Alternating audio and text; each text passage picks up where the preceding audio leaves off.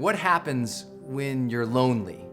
You know, when you have this true feeling of aloneness, despite being all connected as we are these days, where there's social media everywhere, where you can follow all your friends or all your family or all the strangers or celebrities of the world, where you can keep connected to everything, but you're not feeling connected, where you feel truly apart from the world or apart from others, or you're in a place where you just feel so separate, or you feel depressed and truly alone. You feel and sense a loneliness in your life. It's a big topic today because I think a lot of people feel more of it than they've probably ever felt before. Partially because so much of what they're seeing and connecting with online isn't real, or it's trumped up as the best, perfect rendition of someone's life, and you're thinking like, well, my life isn't that good. Or you see all these shows on television where there's these friends and they have all these other friends and there's all this adventure and amazingness, and you think, wow, the whole world must be full of extroverts who have 50 different friends and are dating 12 different people every single month. That's just not real.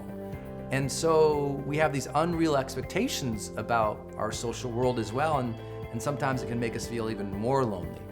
So what do you do when you're feeling alone or you feel a heavy sense of loneliness? I think it's a serious topic, so I won't make too many jokes as I usually do in a lot of my YouTube shows. This one is really about a genuine expression of it, because I've been there too. I remember when I was younger, when in my teenage years, I had broken up with my high school sweetheart, and I thought this was the person I was going to marry. And our relationship fell apart, and if you ever heard me talk about it, I fell apart with it.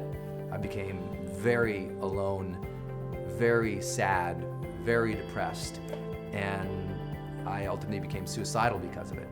And I don't know if you've ever been there or known someone who's been there, but if you have, or you've been with someone who has fallen into depression, it's a serious topic. And it's a topic that requires some clinical support.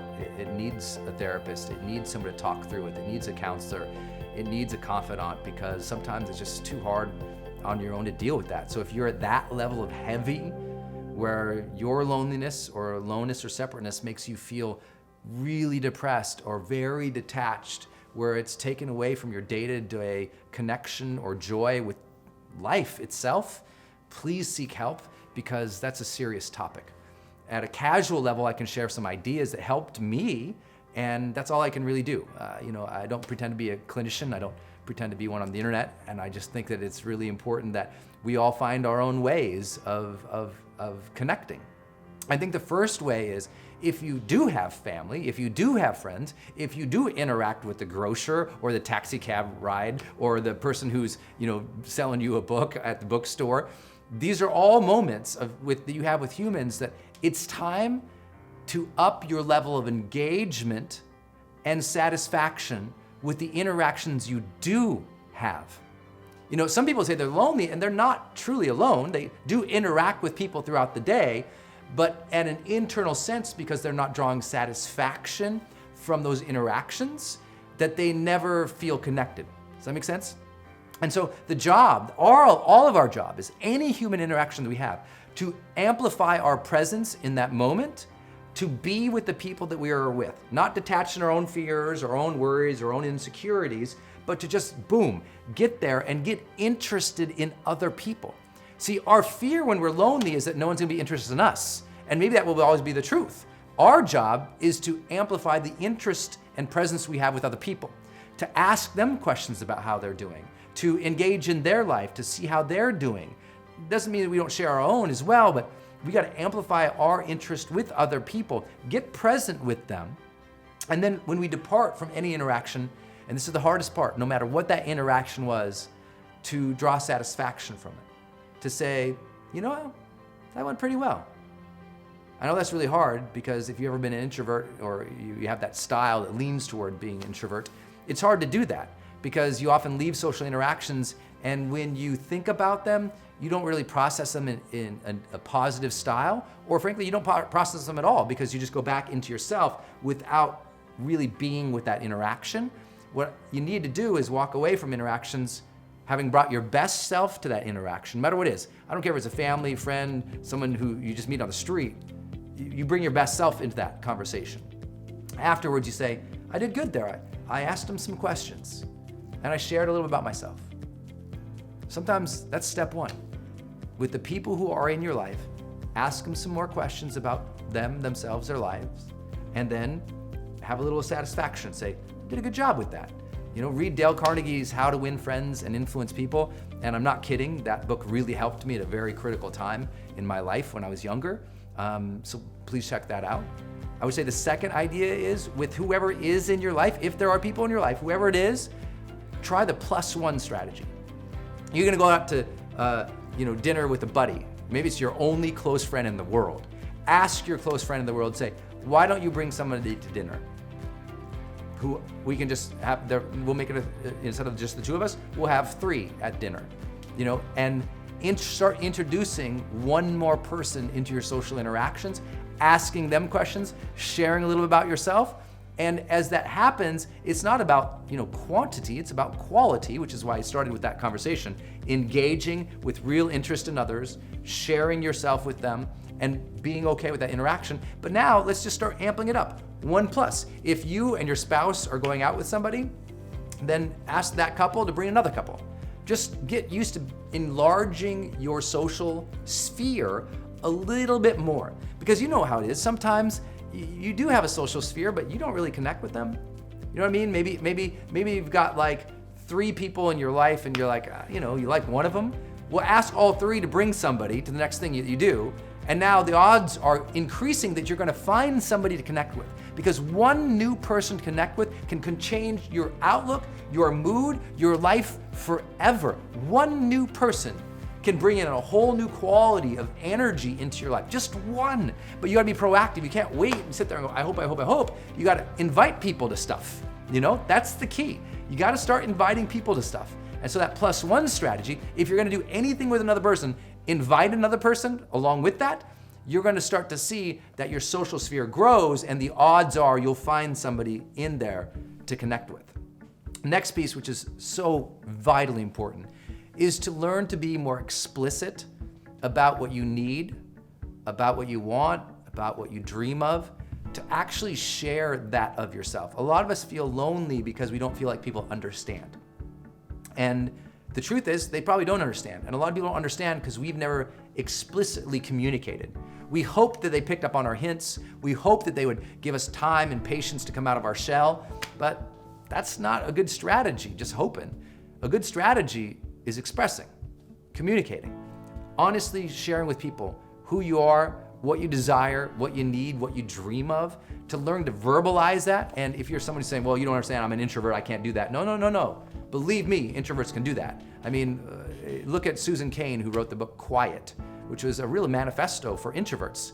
She was an introvert, and she learned that in order to serve others, she had to come out of her shell. She had to learn public speaking.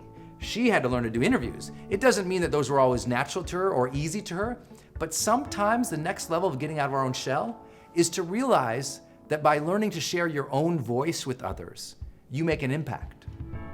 That it's not about you, that it's about service to others that requires it. For me, I'm here to tell you, I learned to communicate because this was not natural to me. My first videos were horrible. I was awfully awkward and embarrassed by them, and it was not easy for me.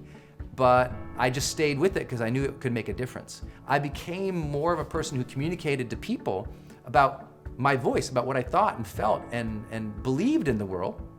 And you know what happened? In reciprocation, people shared more with me. And I started feeling a different level of satisfaction, engagement with the conversations, because people were now interested in me and I was interested in them, because we were actually having authentic communication, which is sharing, which is vulnerability, which is consistent, explicit communication, not hoping people understand, helping them understand.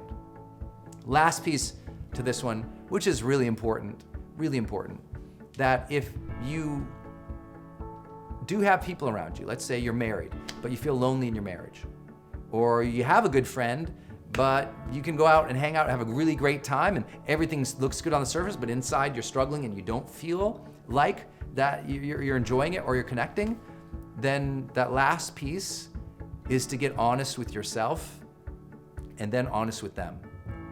Honest with yourself. Why are you dissatisfied? Why, given all these things, all these reasons that you have to do feel connected, don't you? Like, what is it? And if you don't know the answer to that, let me loop back to the beginning.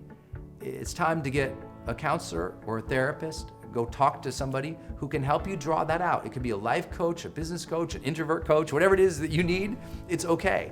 Ask for that support to say like, I don't know why I don't connect with people. They're around me, but I don't know why it happens. And sometimes it's just not the right peer group, so you need to find that right peer group. That could be, if you have a hobby, go join the local hobby club for that thing. As dorky as that sounds, go do it. If there's an online forum discussing topics that you're passionate about, go in that forum, contribute, and share.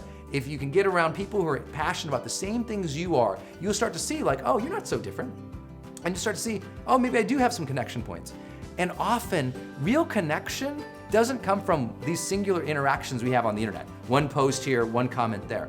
Real interaction, the kind that makes us feel satisfied and engaged, are typically enduring interactions, meaning friendships, meaning loving relationships, where we communicate more often and more authentically with the people around us. Now, this video has all been about putting a little bit of that responsibility back on your shoulders. The world's not gonna show up and see a lonely person and say, let me help you.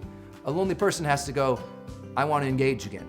It has to be your desire. It has to be your drive. It has to be a challenge you issue yourself to serve more, to share your voice with the world, to get out there and to allow yourself to really connect, to allow yourself to be satisfied, to ask, what did I like about that interaction? Why did that go well? Gosh, I'm doing a good job. To cheer yourself on even in the times of darkness. You don't have to be alone. You can start getting around more people, sharing more of who you are. Will it be a challenge? Yes. But I know you're up for it because challenge is so much everything that drives us as human beings. And just push yourself a little bit more. You deserve to have an incredibly connected, meaningful, fulfilling life. You deserve to have what we call the charged life.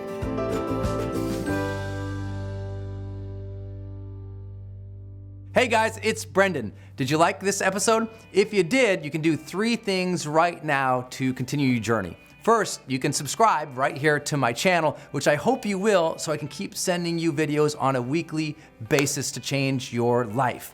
Second, you can get my brand new book for free by clicking the link right here. And third, you can also go to my website, sign up for my newsletter so that I can send you free offers, free products, free programs, updates on my events, new podcasts, and everything else that we don't do on this channel here. If you like to do that, just go ahead and click any of these buttons you see right here. Look forward to seeing you on the next video. Until then, go out there every single day of your life, live fully, love openly, and make your difference today.